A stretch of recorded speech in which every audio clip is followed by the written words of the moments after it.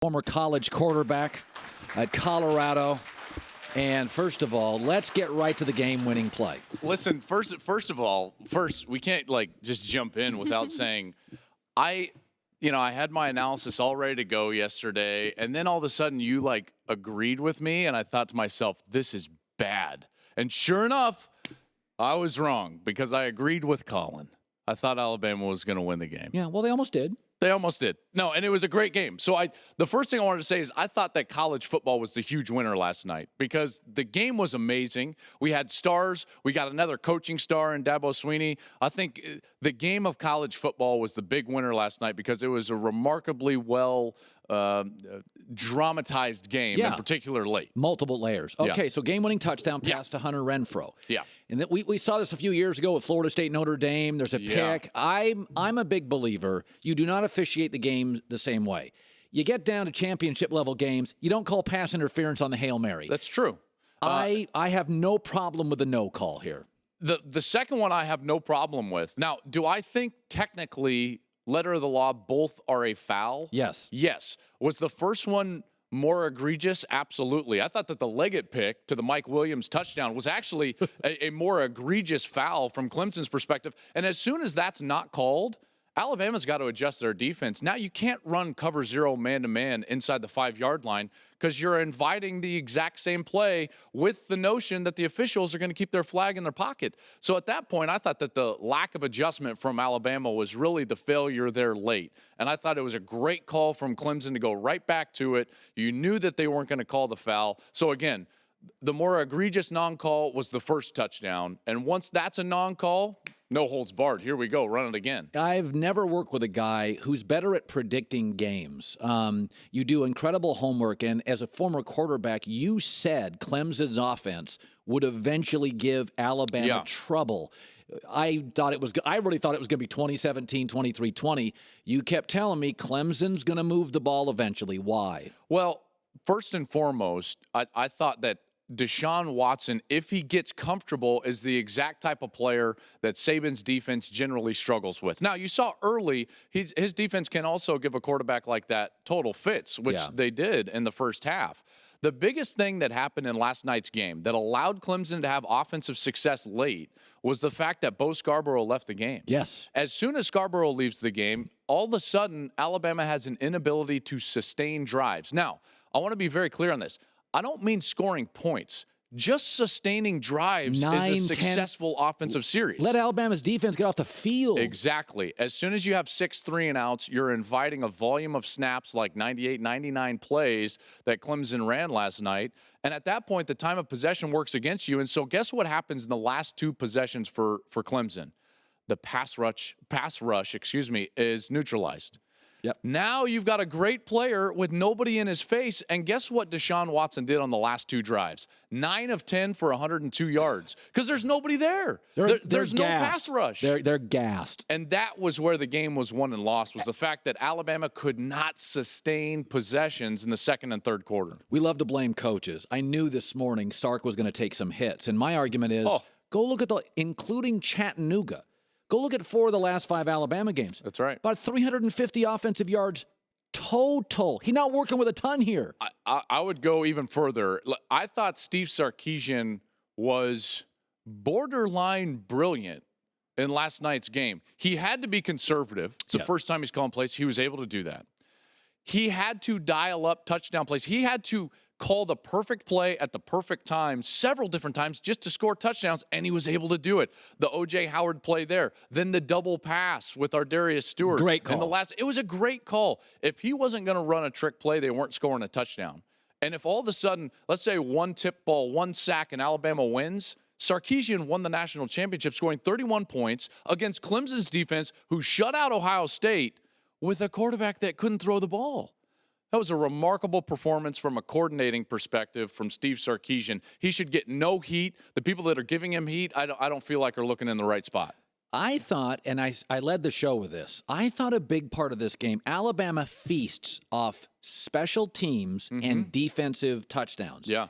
I thought Clemson's special team not only neutralized Alabama, I thought they were better than Alabama last night. I thought that the difference last year was the special teams, right? Alabama got a kickoff return. That's right. Kickoff and the onside kick. Last night, I thought the special teams for Clemson won the matchup. Nothing was brilliant. Yeah, they blocked a punt, kind of. It rolled forward. But they won the field position battle late. Especially, yeah, fourth quarter, absolutely. Here's the biggest special teams call, and it wasn't really even a special teams call. The call that no one's going to talk about that ended up really turning the tide of the game and really getting Deshaun Watson the rhythm that he needed late was the pooch kick. The pooch kick was brilliant because here's the situation. You're on the plus side of the 50 as an offense, and you've got a chance for a 4th and 1. Do you go for it? Do you not go for it? You're in this, what are we going to do? We haven't run the ball well. I was sitting there thinking to myself, no, I can't go for it. I can't. I can't either, right? I'm thinking to myself, punt it. The offense is on the field. I'm like, oh, geez, if they get stopped here, this is bad. I mean, the game's in the balance right here. He pooches it. It goes down to the 5-yard line. You stop him. Alabama hits a poor punt. Now all of a sudden it's 1st and 10 in your new drive from the 42-yard line. It was like getting the 4th and 1. The pooch kick was a great executed play. It was a great play call, and it's going to go for naught. No one's talking about it. That pooch kick, I thought, turned the game around completely. It gave them a touchdown and the confidence that they needed late. SEC had a losing bowl record. Yeah. ACC had the best bowl record. ACC won 3 of 4 against the SEC. The coaching at the ACC level is a Mark Richt, Dabo Sweeney, Jimbo Fisher. Yeah, I would say the coaching in the ACC is better than the SEC. Oh, Larry Fedora, yeah, Fedora's Bobby good. Petrino. Listen, you're missing David Cutcliffe. I think David Cutcliffe might be the second best coach in the ACC. Look what he does with Les at Duke. I know that they were, 4-8 this year, but look what he's done over the last couple of years. The SEC was sub 500 in bowls. That includes Mississippi State narrowly beating Miami of Ohio. Right, Can we be honest about this? The SEC, due to below average coaching, has taken a step back. They're still great, but the gap is inches now. I wouldn't call them great. I think they're a good conference this year. No team outside of Alabama had double-digit wins. Every team outside of Alabama lost at least 4 games. You had a couple of good bowl wins. I thought Florida played well in the bowl game, and I think Jim McElwain probably doesn't get the love he should, being a Saban disciple and doing some good things at Florida. But you're right. The SEC in general was overrated this year. I don't want to say that blatantly over a large time frame because they have been great. This year they weren't. It was an overrated conference. And there is an overreaction to Saban where quality coaches like Mark Richt have been run out of town. Yeah. Saban is hurting the conference from one regard. He is forcing athletic directors to pull the trigger on coaches a year or two early. I think that the unrealistic expectation of administrators and fan bases outside of Tuscaloosa and the SEC are what's bringing the conference down. Yep.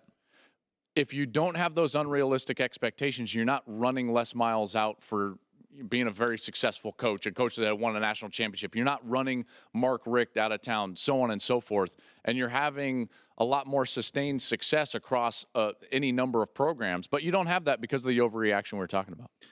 There's a guy named Dabo Sweeney. Here's, Joel, what he said after the game. Let's play the tape. This really stinks. I didn't hear. What did he say? Oh, boy. You know, the guy that called us a fraud, ask Alabama if we're a fraud. Was his name Colin Cowherd? Ask him. I don't never met him, don't know him. Ask him if we're Alabama if we're a fraud. Ask Ohio State if we're a fraud. Ask Oklahoma if we're a fraud. The only fraud is that guy because he didn't do his homework. I hope y'all print that. Okay, I picked him to get into the Final Four before the year, but I bailed on him in November. Oh, well, they played terrible in parts of the season. Yeah. Why? I love him. What is it? I mean, listen, from your perspective, this is great. You know how many people are listening today? Because they're like, what's Colin going to say about what Dabo had to say about him? So, Dabo, thank you. You know, on Colin's behalf, on Kristine's behalf, thank you for that free publicity. Clay Travis texted me this morning, goes, you know what I'd pay for him to have said, Clay Travis is a jerk? Like first guy, Clay, this morning, wake up, Clay's like, you make me sick. I would. No, listen, here's the reality is that I thought they did a great job coaching last night. In all those situational moments last night for Clemson, boy, they rose to the onside kick, the trick plays. the game-winning play. Yeah. That was a well-coached football team. It was. The only thing I would say to Dabo Swinney is like, I mean, who cares? Right? Like what are your rabbit ears up for? You just won the national title. You're essentially an onside kick away from back-to-back national titles. Yes. But be careful, because as we'll tell you in this business, it can equally go the opposite direction. You're one missed field goal from North Carolina State away from 0 national championships. and the Outback Bowl. It is that, and the Outback Bowl. So it is that narrow, but I mean, Dabo, what do you care? I mean, go prepare your team. What do you care? What does it matter? I kind of like him more today than I've ever liked him. I know, right? I do. I think I like it. He's your favorite. I know. Seriously, this morning I'm like, I love Dabo Swinney. If he's in town, I'm buying dinner and bringing him on the couch. You know the best part of He this? said he won't do any radio interviews with you, though. Oh, to come convince him on. He's otherwise. got to come on. The best part of this is that Clay is so jealous of you receiving hate from a college coach. I mean, that's right? I mean, Clay lives for people to hate him. That's why I love Clay. Great seeing you, bud. You too.